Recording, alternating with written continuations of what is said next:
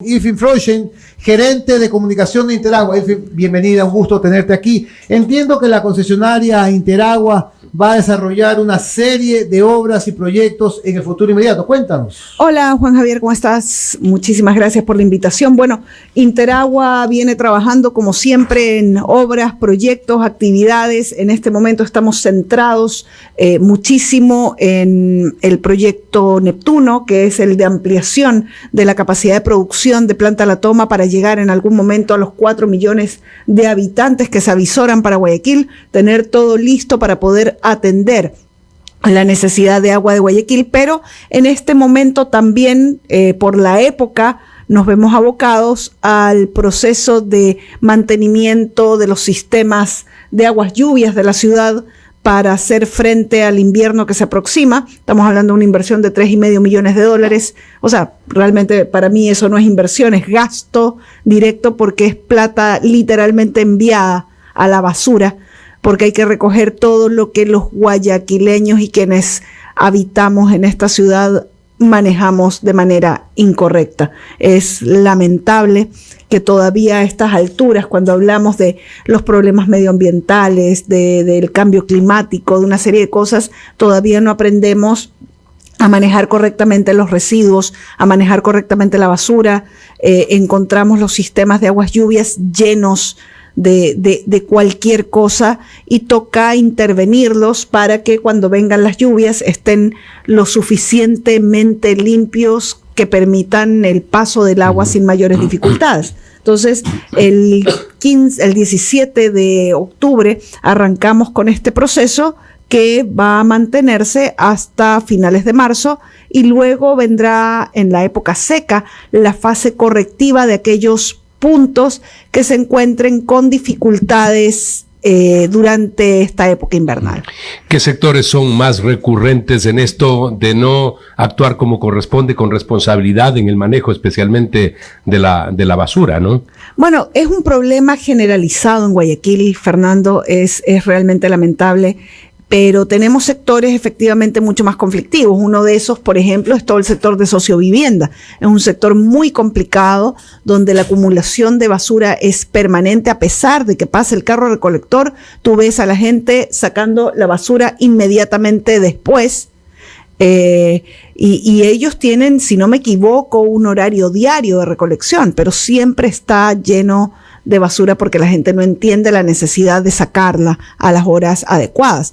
Tienes los canales abiertos de aguas lluvias que la gente los utiliza como depósitos de basura y es lamentable porque obviamente eso produce además proliferación de vectores, ratas, cucarachas, mosquitos y enfermedades a la propia colectividad que está contaminando estos cuerpos de agua. Y bueno, tiene sectores en el centro de Guayaquil, donde la gente con el mayor desparpajo bota lo que lleva en la mano al suelo, habiendo tachos de basura por todas partes. Realmente es un tema cultural y que afecta, pensaría yo, que a toda la ciudad. Estamos hablando del sistema de provisión de agua potable y alcantarillado, pero mire que hemos usado más tiempo en hablar del tema de la basura. Hay una empresa que hace la recolección de basura. Es bueno escuchar, por ejemplo, testimonios que se dieron en estos días por parte de visitantes de extranjeros como los brasileños y decían, qué bonito aquí en esta parte de Guayaquil, no hemos encontrado un solo papel en la calle, y uno dice, así debe ser toda la ciudad y permanentemente debe ocurrir esto. Entonces se nota que sí se puede tener ese comportamiento, pero no entendemos el por qué este tipo de actitudes que hacen un daño enorme cuando llega el invierno. Hacen un daño enorme no solamente a la ciudad, sino a los propios ciudadanos también, ¿no? Es un tema importante porque el arrastre de la basura provoca que se tapen los sumideros. Se tapan los sumideros, sube el agua y obviamente tenemos problemas de anegamientos en algunos sectores de la ciudad. Entonces, sí necesitamos ser un poco más colaborativos, pensar más en nuestra ciudad, aprender a querer nuestra ciudad. Yo creo que todavía nos falta mucho en ese sentido. Ayer hablamos con Carola Artieda, justamente, y ella decía, cuando yo era pequeña teníamos las famosas clases de cívica en la escuela, que luego se eliminaron. Bueno, hoy día estamos viviendo los resultados de haber eliminado esa supuesta materia de relleno, pero que era en el fondo una materia que le permitía a la gente entender la necesidad de vivir en comunidad, de tratar con orgullo las cosas propias, las cosas patrias, ¿no es cierto? Y creo que deberíamos en algún momento volver a algo así que nos permita poder enseñar y educar a las nuevas generaciones en términos del trato ético, del compromiso social, de una serie de cosas que necesitamos para tener una ciudad, un país mucho más mucho más involucrado con las necesidades de la propia ciudad, del propio país. El sentido de pertenencia es el que se tiene que recuperar en los ciudadanos, saber que al final los espacios públicos son espacios de los ciudadanos, porque por ahí transitan todos los días. La actividad habitual es en su sector. Entonces, si cada uno actúa con responsabilidad, van a tener un hábitat mucho más limpio. Totalmente. En el que puedan desenvolver todas sus actividades. Y tenemos que seguir en esa campaña. Por supuesto que sí, nos hemos acostumbrado un poco a exigir que las autoridades, que las empresas sean las que hagan todo, resuelvan absolutamente todo. Y tenemos autoridades muy comprometidas, tenemos empresas como la misma nuestra, Interagua, muy comprometida, pero si no hay una corresponsabilidad en los temas de la ciudad, definitivamente no vamos a poder avanzar. Y lo que se trata es que Guayaquil avance, tenemos que aprender a amar nuestra ciudad. Yo creo que ese es el punto más importante. Yo he dado cuenta una y otra vez de todo el esfuerzo, el trabajo realizado a lo largo de los últimos 20 años, 25 años, 21. Para recuperar la ciudad de Guayaquil en general. Y luego en el tema del agua potable y el alcantarillado se hizo en su oportunidad, en el momento en que esto correspondía, ese gran contrato de concesión con Interagua. Yo solamente recuerdo una y otra vez que la gente antes no tenía agua en ningún lado de la ciudad. Así es. Hasta el día en que esto se superó, precisamente entregando a la empresa privada, a través de un sistema de concesión, el servicio de agua potable y alcantarillado. De tal manera que cuando, por ejemplo, se acusa a que no está actuando bien la empresa, o que MAPAC no hace el trabajo correspondiente, o que el municipio no atiende, yo digo, bueno, ¿y qué es lo que están diciendo cuando en el pasado no había agua potable en ningún lado y ahora existe incluso en los sectores marginales, en los sectores en donde fruto de las invasiones se crearon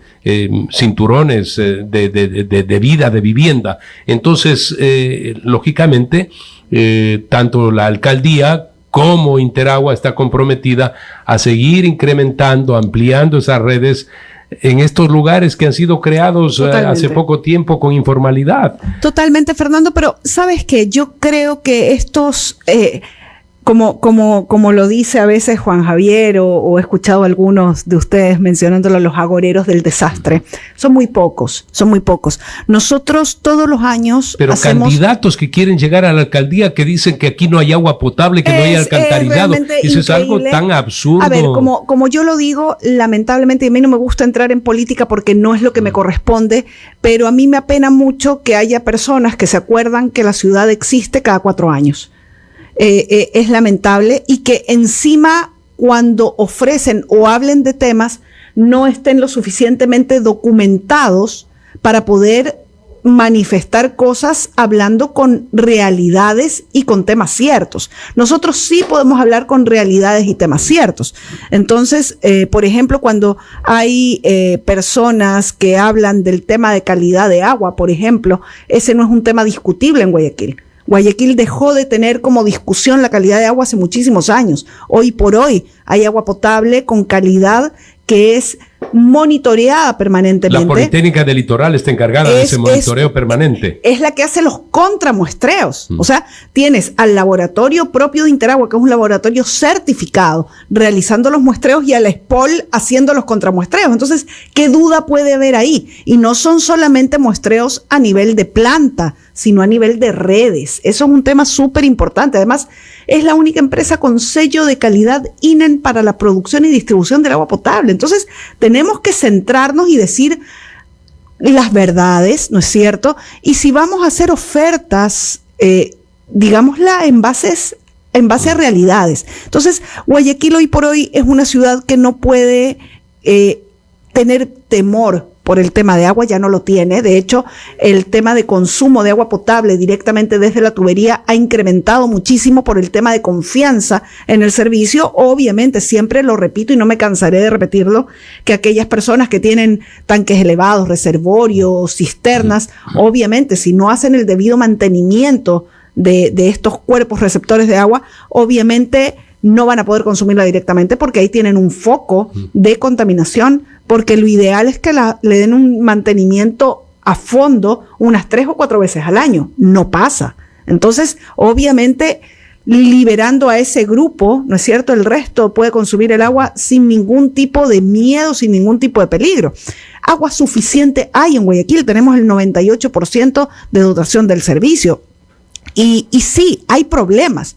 Hay problemas porque esta es una ciudad que primero creció la ciudad y luego los servicios. No han ido creciendo de la mano, ¿no es cierto? Entonces tenemos obviamente problemas que hay que ir resolviendo en el camino, ir implementando tecnologías, que se han implementado tecnologías increíbles en el tema del manejo de agua potable.